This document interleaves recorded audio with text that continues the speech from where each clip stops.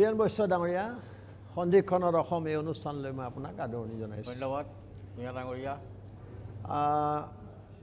আপুনি কেন্দ্ৰীয় মন্ত্ৰী আছিল এসময়ত, এটা বিৰোধী ঐক্যৰ মাজত গঢ়ি উঠা এখন চৰকাৰৰ, দেৱেগৌড়া চৰকাৰ, আৰু আপোনালোকৰ দলৰ স্থিতি ইতিমধ্যে স্পষ্ট হৈছে, সেইবোৰ আৰু পুনৰাবৃত্তি কৰি লাভ নাই। অতুল বৰাও এই অনুষ্ঠানলৈ আহিছে, কিন্তু মই আপোনাক সুধিছোঁ যে আপুনি এগৰাকী সাংসদ আছিলে, এগৰাকী মন্ত্ৰী আছিলে, দুবাৰ আপুনি সাংসদ। এই সময়ছোৱাত আপোনাৰ সৰ্বভাৰতীয় নেতাসকলৰ সৈতে এটা সুসম্পৰ্ক আছিল। সেই অনুসৰি নিশ্চয় আপুনি নতুন দিল্লীত এই বিলখনৰ বিৰুদ্ধে নিশ্চয় আপুনি এটা কেম্পেইন কৰিছিল, নহয় জানো?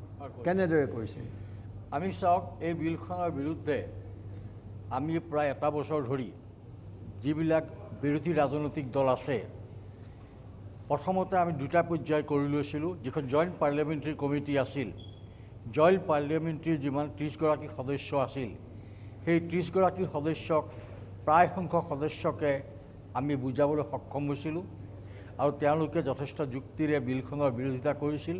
কিন্তু শেষৰ দিনাখন ভাৰতীয় জনতা পাৰ্টীৰ 13গৰাকী সংসদ উপস্থিত থাকি কোনো আন JPCৰ মেম্বাৰসকলৰ কথালৈ গুৰুত্ব নিদি কোনো সংশোধনী প্ৰস্তাৱ তেওঁলোকে গ্ৰহণ নকৰি হোৱা দোৱাকৈ JPC ৰিপৰ্টটো প্ৰস্তুত কৰিলে। তাৰপিছত আমি JPC ৰিপৰ্টটো যে প্ৰস্তুত কৰিলে, আমি বিলখন বিৰোধিতা কৰিবৰ কাৰণে আমি বিভিন্ন দলৰ ওচৰত চাপিছিলোঁ। আনহাতে ভাৰতৰ হিন্দুত্বত বিশ্বাস কৰা আৰু NDAৰ অংশীদাৰ আমি শিৱসেনাৰ মুৰব্বী উদ্ধৱ ঠাকৰেক লগ পাইছিলোঁ। সেইখিনি কথা সকলোৱে গম পাইছে। নীতিশ কুমাৰক আপুনি সাক্ষাৎ কৰিছে, অৱশেষত আপুনি উত্তৰ পূৰ্বাঞ্চলৰ ৰাজ্যকেইখনো একত্ৰিত কৰিবলৈ সক্ষম হৈছে। কিন্তু মই কৈছোঁ যে আপোনাৰ এই অভিজ্ঞতাৰ বা দিল্লীত ইমান দিন থকাৰ পিছত সকলোৰে লগত সুসম্পৰ্ক, আপোনাৰ কি ধাৰণা হৈছে ইমানৰ পিছত এই বিলখন গৃহীত হ'বনে নহয়? চাওক, ৰাজ্যসভাত বিলখন পাছ কৰিব পৰাকৈ MPৰ সমৰ্থন NDAৰ সপক্ষে নাই। এতেকে বিলখন ডেমক্ৰেটিকেলি যদি চাব যায় আৰু পাৰ্লিয়ামেণ্টাৰী নৰ্মছৰ ফালৰ পৰা যদি চায়, এই বিলখন সংসদত তেওঁলোকে পাছ কৰিব নোৱাৰে। কিন্তু চৰকাৰ এখনে যদি অসমক যিটো বিধ্বস্ত কৰা ৰাজনীতিত নামি পৰিছে, অসমীয়া জাতিক নিষ্ক্ৰিয় কৰা ষড়যন্ত্ৰ কৰিবৰ কাৰণে পাৰ্লিয়ামেণ্টত যদি অধিক ষড়যন্ত্ৰ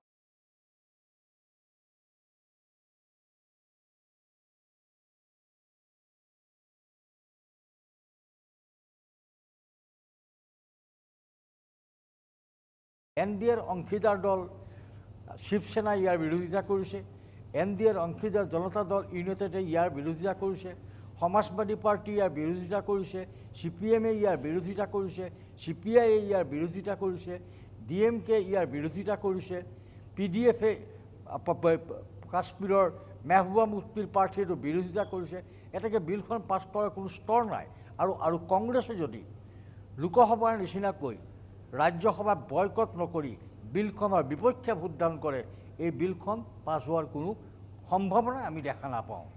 এই দলটোৱে যিটো ইতিমধ্যে যিবোৰ কাৰ্যকলাপ, এতিয়া JPCখন তেওঁলোকে মূল্যহীন কৰি পেলালে, যিবোৰ কাণ্ড কাৰখানা হ'ল, আৰু তেওঁলোকে ইমান হোৱাৰ পিছতো অসমত তেওঁলোকে এই আন্দোলনটোক মানে এটা অৰ্থহীন আন্দোলন হিচাপে প্ৰতিপন্ন কৰাৰ চেষ্টা কৰি আহিছে। তেওঁলোকে অৰ্থহীন বুলি কৈছে যিটো, মোৰ প্ৰশ্নটো এইটো যে এই দলটোৱে কৰিব নোৱাৰা কাম একো নাই, আৰু আপুনি কি ভাবে যে এই দলটোৱে কি উদ্দেশ্য, মানে কি কাৰণে কেৱল যে অসমৰ 14টা সমষ্টিৰ কাৰণেই ইমান তেওঁলোকে যে এই ধৰণৰ কাম কাজত লিপ্ত হৈছে, আপুনি কি ভাবে ইয়াৰ উদ্দেশ্য কি, তেওঁলোকৰ গোটেই মূল লক্ষ্যটো কি? মই প্ৰথম প্ৰশ্নটোৰ উত্তৰ আপোনাক দি লৈছোঁ। তেওঁলোকে এই বিলখন অৰ্থহীন বুলি ভবা নাই। তেওঁলোক বিলখনৰ প্ৰতি অতি ভয়াতুৰ, তেওঁলোক অতি চিন্তিত। এনেকুৱা ভয় খাইছে এই দলটোৱে, এটা 2 বছৰীয়া শিশুক কোলাৰ পৰা কলা চুৱেটাৰ তেওঁলোকে খুলি দিবলৈ বাধ্য হৈছে। অমানৱীয়, গৰ্হিত আৰু অতি নিৰ্লজ্জ কাম অসম দেশত সংঘটিত যোৱাকালি হৈ গ'ল। ইমানে ভয় খাইছে বিলখনক তেওঁলোকে, ইমান বিলখনক তেওঁলোকে ভোট দেখা হৈছে। এক মাতৃৰ লগত যোৱা এটা 2 বছৰীয়া শিশুৰ কোলা পোছাক তেওঁলোকে খুলি দিব লগা হৈছে। তাৰমানে কিমান ভয়ত তেওঁলোক আছে ভাবি চাওক। ঠিক আছে, ভয় ইমান অমানৱীয় ইমান নিষ্ঠুৰ চৰকাৰৰ কাৰ্যকলাপ কোনোবা দিনা অসমৰ ৰাইজে দেখিছিলনে? নাই দেখা। কিন্তু কথাটো এইটোৱেই, মই কৈছোঁ যে তেওঁলোকে ইমান আকুৰ গুজকে যে লাগি আছে, ইয়াৰ আঁৰৰ ৰহস্য কি? আঁৰৰ ৰহস্য দিল্লীৱালাৰ ৰহস্যটো দিল্লীৱালাৰ আছে। দিল্লীয়ে অসমৰ উত্তৰ পূৰ্বাঞ্চলৰ তেওঁলোকৰ সমস্যা বুলি নাভাবে। তেওঁলোকে অসমৰ পৰা এইটো মুনাফা পশ্চিমবংগত পাম বুলি ভাবিছে। তেওঁলোকে অসমক নালাগে, পশ্চিমবংগৰ কেইখনমান আসন লাগে, সেইটো উদ্দেশ্যে এইটো কাম কৰিছে বুলি মই ৰাজনৈতিক সাধাৰণ জ্ঞানেৰে মই বুজোঁ। তাৰ বাহিৰে আন কোনো কথা নাই। কাৰণ বিলখন এখন সংবিধান বিৰোধী বিল। কাৰণ ভাৰতবৰ্ষৰ সংবিধানৰ প্ৰস্তাৱনাৰ বিৰোধী বিল। ভাৰতৰ সংবিধানৰ প্ৰস্তাৱনাত স্পষ্টভাৱে উল্লেখ আছে ভাৰতবৰ্ষ এখন ধৰ্ম নিৰপেক্ষ গণতান্ত্ৰিক ৰাষ্ট্ৰ। কিন্তু হুঁয়ানাবাৰী এটা কথা কওঁ, সংবিধান সংশোধন হ'ব পাৰে, সংবিধান বহুতবাৰ সংশোধন হৈছে, সংবিধান আৰু সংশোধন হ'ব পাৰে, কিন্তু ভাৰতীয় সংবিধানৰ প্ৰস্তাৱনা সংশোধন হ'ব নোৱাৰে নোৱাৰে নোৱাৰে। বুজিলোঁ। এতিয়া ধৰক মই কৈছোঁ যে তেওঁলোকৰ মন্ত্ৰীয়ে মুকলিকৈ সাম্প্ৰদায়িক ৰাজনীতি কৰিছে, অত্যন্ত নিৰ্লজ্জ আৰু মুকলিকৈ জীপত উঠি হিন্দী চিনেমাৰ কায়দাৰে তেওঁলোকে ৰাজপথত নামিছে। আৰু তাত মুখ্যমন্ত্ৰী সৰ্বানন্দ সোণোৱালৰ সম্পূৰ্ণ চৰকাৰী সিদ্ধান্ত বুলি তেওঁ সজোৰে কৈছে। গতিকে আপোনালোকে যে বিৰোধিতা কৰিছে, এই বিৰোধিতাক ৰাইজৰ মাজলৈ কিমান শিপাইছে, এই কথাটো কি আপোনালোকে পৰ্যালোচনা? ৰাইজে এতিয়া অন্তৰেৰে বুজি উঠিছে এই বিলখনে অসমৰ ভাষা বিধ্বস্ত কৰিব, অসমৰ সংস্কৃতি বিধ্বস্ত কৰিব। মই এটা সৰু উদাহৰণ দিছোঁ। মই বঙালী বিৰোধী নহয়, মই বঙালী ভাষা সংস্কৃতিৰ বিৰোধী নহয়। আপোনাৰ 60 চনৰ কথা মনত আছে, আপোনাৰ 72 চনৰ কথা মনত আছে। 60 চনত অসমত অসমীয়া ভাষীৰ সংখ্যা বঙলা ভাষী সংখ্যাতকৈ যথেষ্ট বেছি আছিল। তথাপিও অসমৰ শিক্ষাৰ, অসমৰ ৰাজ্যিক ভাষা অসমৰ লগত বঙালী কৰিব বিচৰা হৈছিল। ৰঞ্জিত বৰপূজাৰী শ্বহীদ হ'ব লগা হৈছিল। 72 চনৰ শিক্ষাৰ মাধ্যম আন্দোলনৰ কথা মনত আছে। অসমত অসমীয়া ভাষা কোৱাৰ সংখ্যা বঙলা ভাষা লোৱাতকৈ বহুত বেছি আছিল। তাৰপিছতো অসমত শিক্ষাৰ মাধ্যম অসমীয়াৰ লগত বঙালী জাপি দিব বিচাৰিছিল। অৰ্থাৎ অসমীয়া আজিও অসমত মেজৰিটি হৈ আছে। অসমীয়া মানুহ মেজৰিটি হৈ থাকোঁতে আমাৰ ওপৰত বঙলা ভাষাটো প্ৰৱৰ্তন কৰিব বিচাৰে।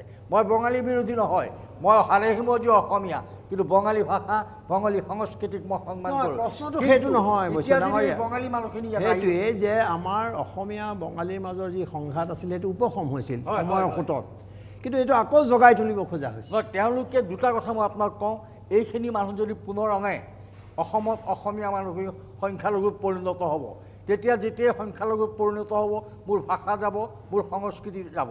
আৰু যিটো জাতিৰ ভাষা নাথাকে সেই জাতি হিচাপে জীয়াই নাথাকে। এটা জাতি ৰিকগনাইজ কৰে জাতিৰ ভাষাৰ ওপৰত, জাতিৰ সংস্কৃতিৰ ওপৰত। আমাৰ জাতি, আমাৰ মাতৃ।